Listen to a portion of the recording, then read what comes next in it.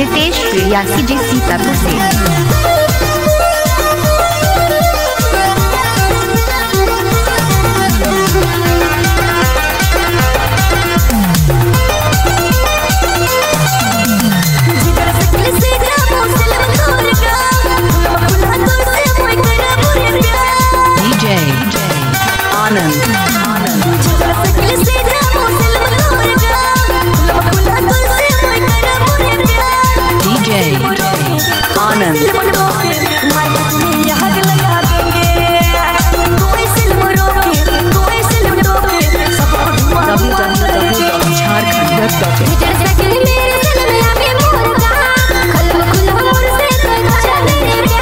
DJ आनंद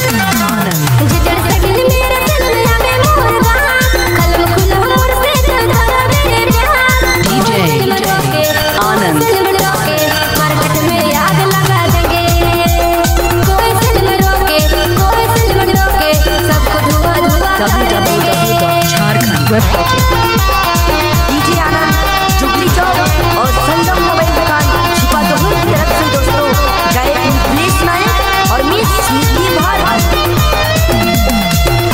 DJ DJ DJ DJ Nitesh Nitesh Nitesh DJ Sangam की ओर से गायक नितेश और मिस स्मृति भारती।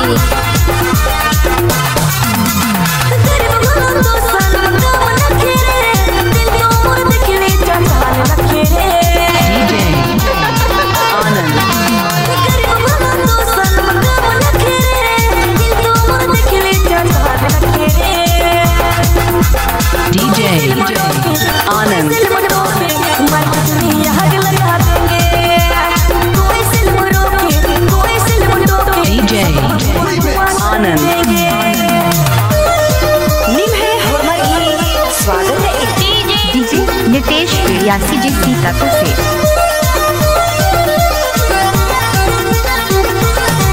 DJ Anand downloading centre Jugli Chowk Latehar.